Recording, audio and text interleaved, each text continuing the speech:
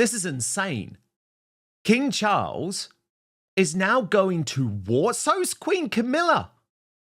Going to war with Catherine, the Princess of Wales, Buckingham Palace is actually sending out their shitty attack dogs like Amanda Blattel at the Daily Mail to go for Catherine and to a lesser extent Prince William. And it's all down to jealousy.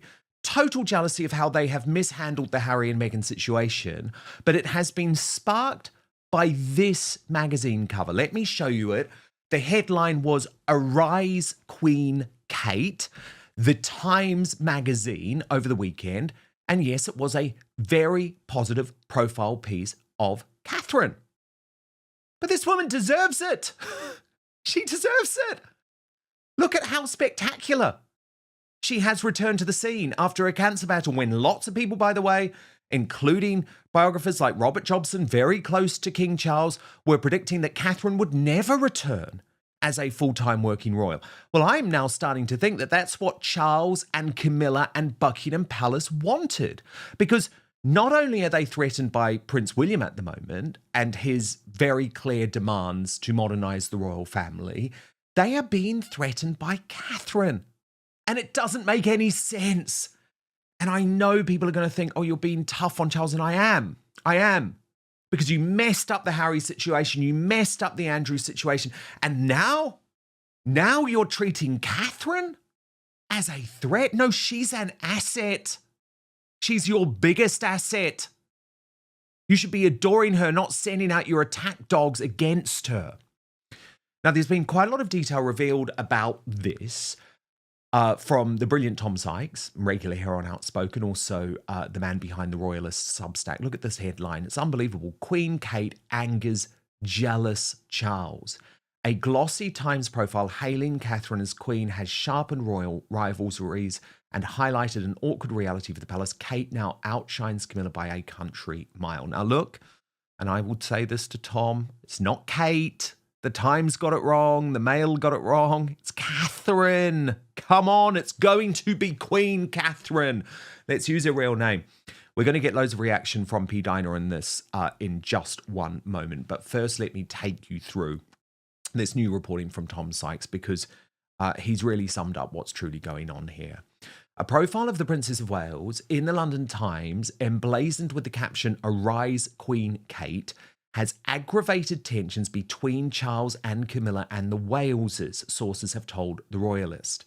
The King and his team were irritated by the bad taste headline on the front of a Saturday Times magazine supplement published last weekend, a former palace staffer told The Royalist.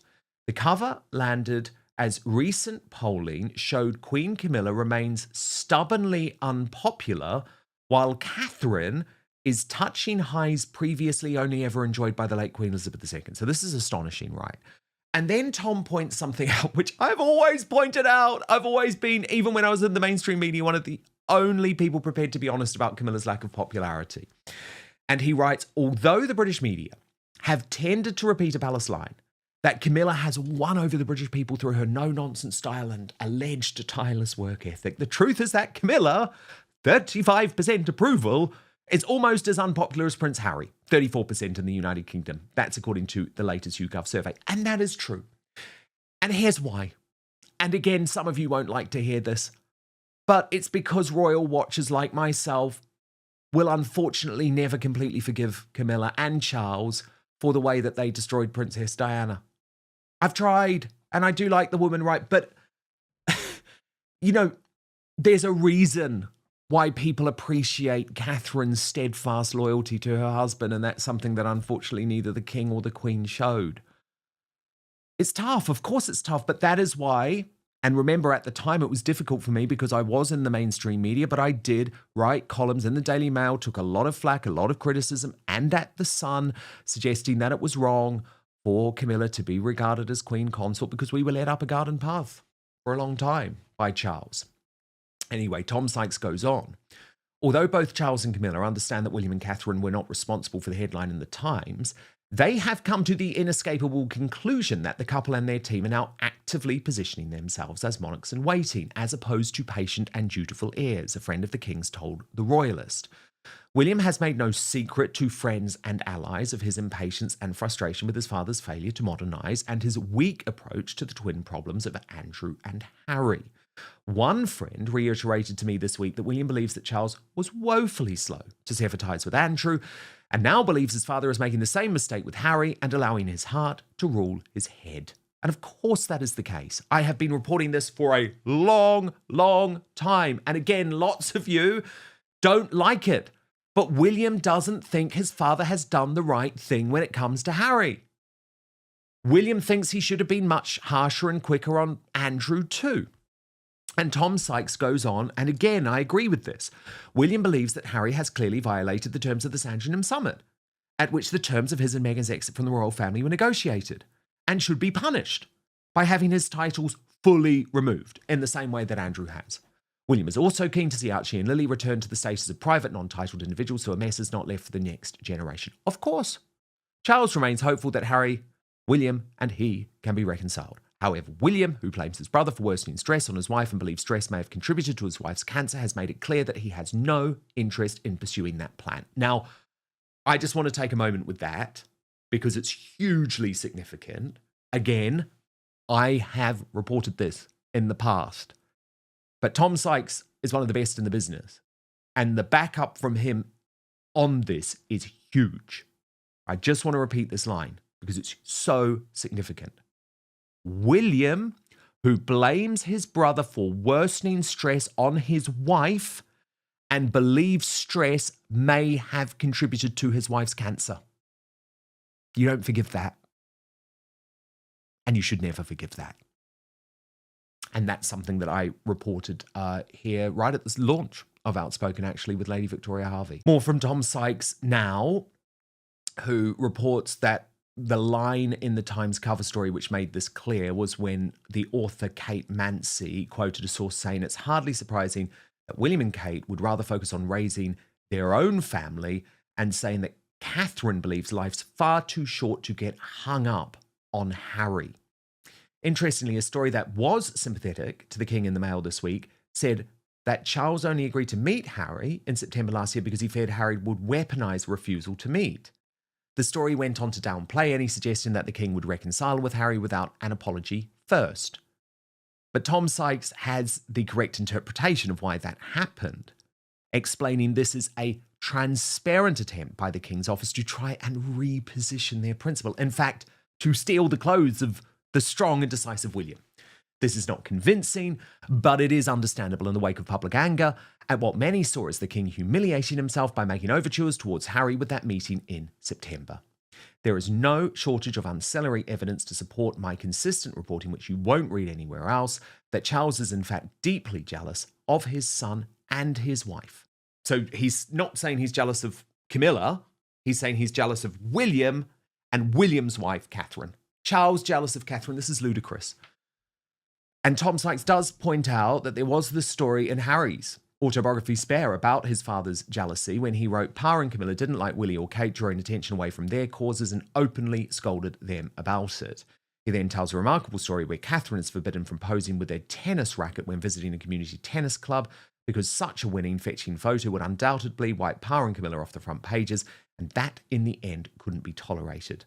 Tom Sykes surmises, well, now they have little choice but to tolerate it, as William and Catherine's popularity is coming close to rivaling the heady peaks enjoyed by the late Queen Elizabeth II.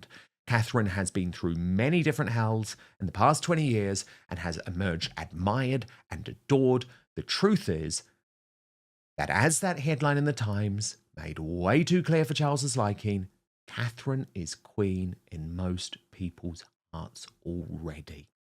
So, royal YouTube sensation P. Diner, a huge amount to go at there.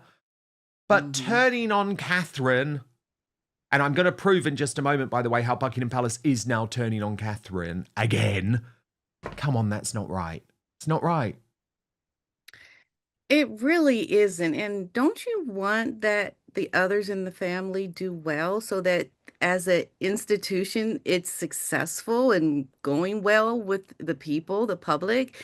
I just don't understand this jealousy. And King Charles had the same issue with Diana.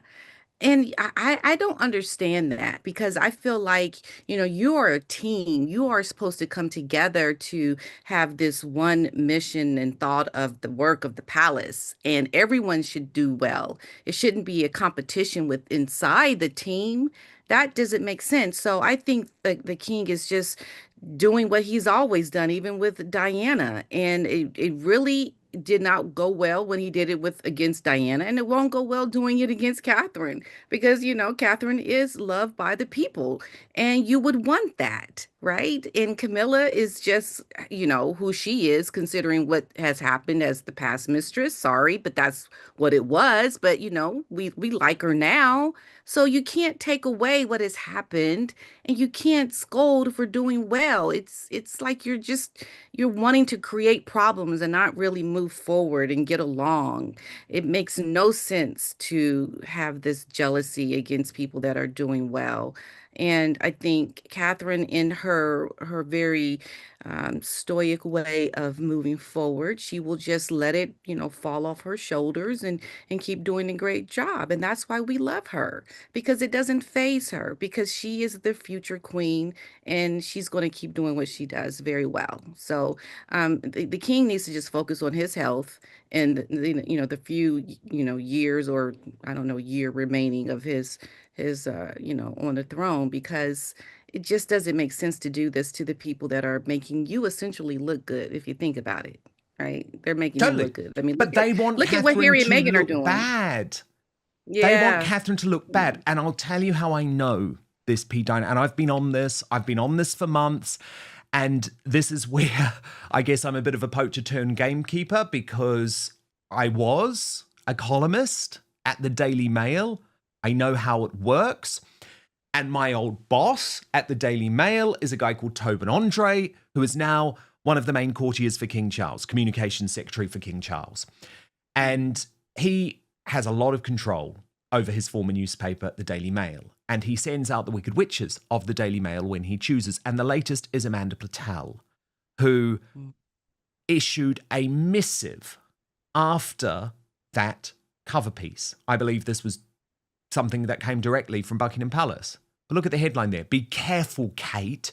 You don't realise it, but your inner circle may have inadvertently stabbed you in the back. What? What? Amanda Patel, you have absolutely no problem when Charles is on the cover of whatever he wants to be. And the Times would have been wanting to do this cover piece, regardless, P. Dinah, and then you either have a choice of do you sort of work with them or not. And absolutely they would have had nothing to do with the headline. But anyway, she goes on, and I believe this is something that has absolutely been concocted by Buckingham Palace to write, this is Amanda Patel. My point is that a good number of friends and acquaintances, some named, others anonymous, do talk about Kate in the article. It's Catherine, by the way. There you go. And given all this emphasis on her as our future queen, I don't think they should have. One source goes so far as to compare William and Kate to dear old David and Victoria Beckham in the way they appreciate their own brand. While it may seem a ridiculous comparison, they say, I think the public can spot a genuine relationship and a genuinely strong marriage, and two people who fit well together, how strong they are individually, but also as a couple, and I think that's a great asset. A strong marriage is undoubtedly important to the royals, but do we really want to cheapen our future king and queen by likening them to the Beckhams? Is it really how William and Kate want to be perceived in this unforgiving social media world? Another insider says Kate understands the crowns and gowns element of the job, with the implication that it is a duty to show up looking gorgeous in carefully crafted couture outfits worth thousands and wearing tiaras worth millions from the royal collection. I do not believe for one second Kate's friends thought they were doing anything but supporting her and sharing their views, but it all seems a little premature and, dare I say, tacky. P. Dinah, I'm sorry, this is a desperate attack. This is a completely desperate attack. I mean, there's nothing tacky about Catherine. And the point is, royalists are actually desperate, P. Dinah, to see her in these outfits, to see her wearing tiaras. The friends were making the point that she understands that even though that might not be comfortable for her, she understands why it's sometimes necessary for her to do that. And the Mail is trying to turn this into an attack.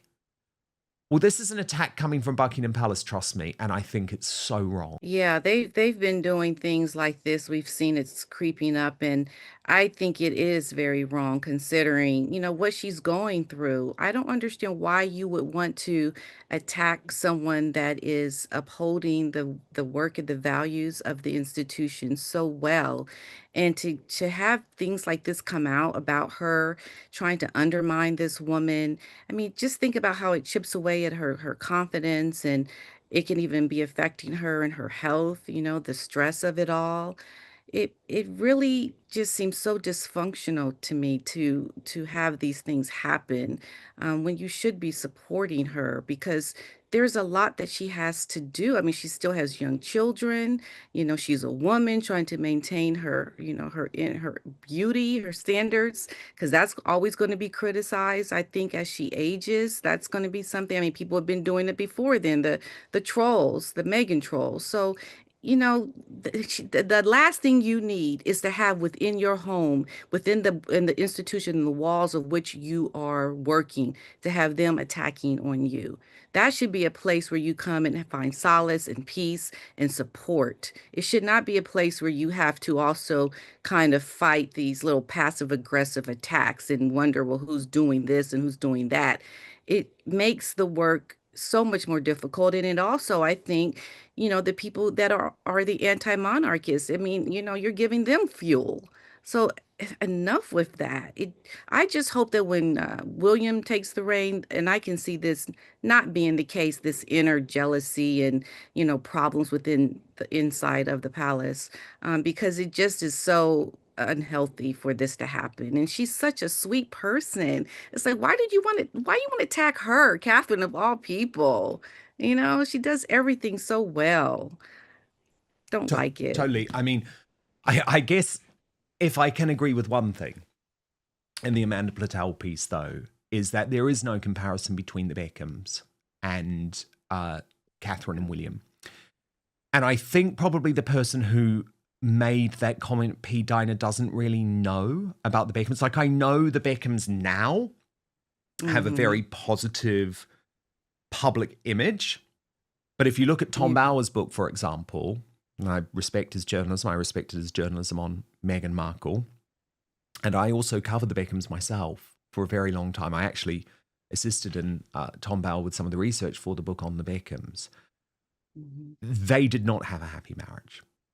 And for a long time, they competed against each other in the marriage. And one of the Mm. best things about William and Catherine is that they don't do that. That's They love right. each other, they support each other, they boost each other.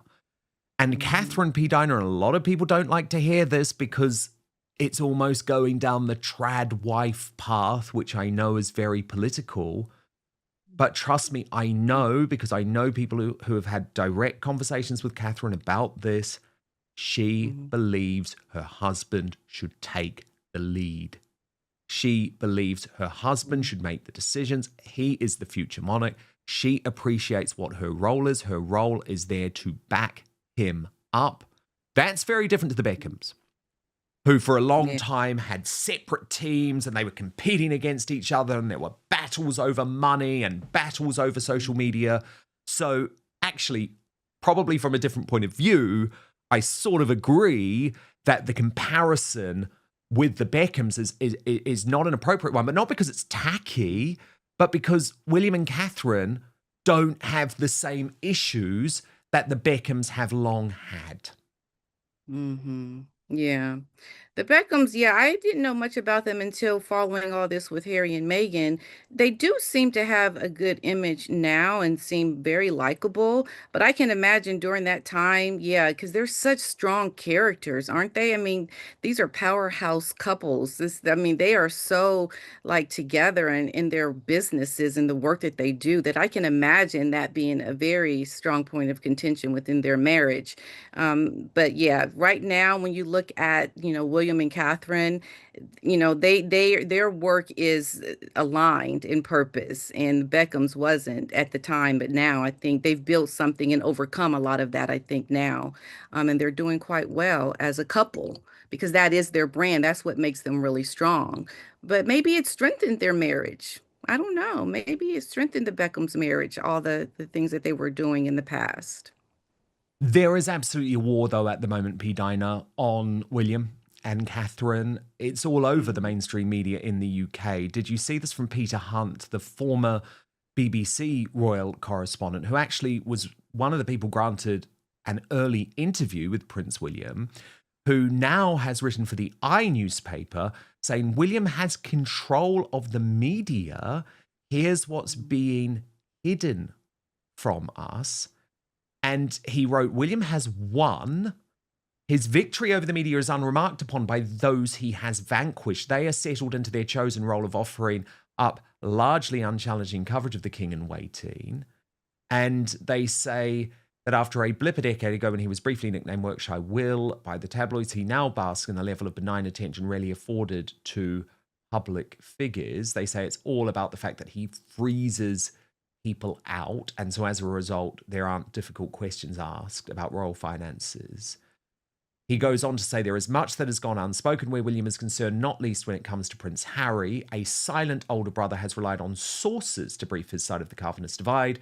He's been helped by the media, which in large part has cast Harry as the guilty person and portrayed William as wounded and above reproach. The truth, as always, is more nuanced. And Peter, I actually thought that that was where Peter Hunt exposed himself. Because, of course, it's fair enough to criticise the Royal Rota and the British mainstream media. I criticise the Royal Rota and the British mainstream media all the time. I do think very often they cover stories up. I think they do. Mhm. But I don't think that is something that specifically applies to William. I think they're covering stories up for the king. I think they're covering stories up for Camilla. I just Mhm. think that the Royal Rota are not prepared to write the truth. And that's one of the reasons why, when I was working in the mainstream media, I was very proud of the fact that I was never part of the Royal Rota, because it meant that I was able to write the true story, what was really going on in the British royal family, rather than what the PR messaging was. But Mhm. to say that William has acted in the wrong way when it comes to Harry, come on. Like, Harry threw everything at William in Spare, on Netflix, in constant interviews with everyone from Tom Bradby in the UK to Anderson Cooper in the US. And Mhm. you're attacking William for addressing a few of those issues via sources. I mean, come on, P. Diner. There was so much more Prince William and Catherine and his friends could have said. So I believe Peter Hunt, not Mhm. surprising given he was a BBC correspondent, is just a propagandist for Prince Harry and Meghan Markle. And this attack on William is about trying to rewrite history when it comes to Prince Harry and Meghan Markle. Yeah, trying to create a villain Mm-hmm. in William, and I think that's what they have to do to sell their papers. They have to try to, bring out some negativity and make something there that's not really there. I think William, he's going to have a lot of people come at him, and he just has to maintain what he's doing, having that silent dignity and rising above it. But it's really shameful, because I wouldn't put it past Harry and Meghan to be behind that, because that's what they do. And, you have to be very careful when you're someone who has this, this role as the future king coming. I mean, I think a lot of people are going to try to undermine you and do things, or to try to befriend you in certain ways. There's just so much sneaky playing going on behind the scenes, and you just never know who you can trust. And I think he is getting a bad rap. People are trying to create problems for him, and he doesn't deserve it. I think Catherine is so well aligned with William. They're so like minded in how they do their work, and they have to really find a way deep down inside to rise above all the things that people are going to be saying about them that aren't true. And if he has to, to have a little source here and there to get out some things that hey, I'm looking the other way because I support him. I support William and Catherine. And, they deserve to be able to do, what they can in terms of the media because, they're always hounded by the media with everything. They should have a little bit of grace to be able to have some things or sources say some things for them. But I just think it's just so unfortunate that that happens to such good people. But I think at the end of the day, the decision that happens with Harry is going to be something that is going to uh, really be something to affect the monarchy, whatever is decided. Because how you allow Harry back, or to have Harry be, somewhere in the background with that little conniving snake behind him, his wife, is going to make a big impact on the monarchy. And that's what you really have to look out for, because that is just disaster waiting to happen with inside the royal family, depending on how they address that situation. P. Diner, so brilliantly put as ever, and this is why you've got to subscribe to P. Diner, P-D-I-N-A, on YouTube for this incredible stateside royal analysis. But it is so brilliant to have you as part of Outspoken again in 2026. Happy New Year, P. Diner, and Happy New we Year. will speak next week. Thank you so much. And of course, if you do want our uncancelled after show with all... Former Premier League referee David Coote has avoided an immediate prison sentence after being convicted of downloading a sexual abuse video involving a teenage boy wearing a school uniform. The disgraced official, aged 43, was charged following an investigation by Nottinghamshire police. The case emerged after his dismissal from the Professional Game Match Officials Limited organisation in late 2024. Coote admitted to downloading a Category A indecent video, the most serious classification under British law. The footage showed a 15-year-old boy undressing from his school uniform and engaging in explicit sexual acts. The court was told the video lasted just over 2 minutes and had been accessed in early 2020. The offence carries a maximum possible prison sentence of 3 years. At Nottingham Crown Court, Coote was handed a 9-month prison sentence suspended for 2 years. He was also made subject to a 10-year sexual harm prevention order, restricting his contact and communication with children and placing conditions on where he is allowed to live. In addition, he was ordered to complete 150 hours of unpaid work. The judge told the court that Coote had suffered a dramatic fall from grace after once being regarded as a trusted official at the highest level of English football. His criminal conduct was uncovered during an investigation launched by the Football Association after a video surfaced showing Coote making abusive remarks about former Liverpool manager Jurgen Klopp. That footage went viral and led to police seizing his electronic devices. Examinations of his mobile phones revealed disturbing conversations. The illegal video was later found on a laptop computer. Officers also discovered cocaine at his home, for which he received a police caution. Coote had refereed more than 100 Premier League matches and was selected as a match official at the European Championship tournament in Germany. His professional career ended after leaked footage showed him making offensive comments about Liverpool and its former manager, followed by a separate video appearing to show drug use during an international tournament. European football authorities later banned him from officiating until the summer of 2026. In mitigation, the court heard that Coote is undergoing psychiatric treatment and has expressed deep remorse for his actions. Since his dismissal, he has been seen working as a delivery driver. Earlier this year, Coote publicly revealed that he is gay and said he had struggled for years with personal issues, which he claimed contributed to his destructive behaviour. The case has once again highlighted the strict legal consequences surrounding the possession of child abuse material and the responsibilities held by individuals in positions of public trust.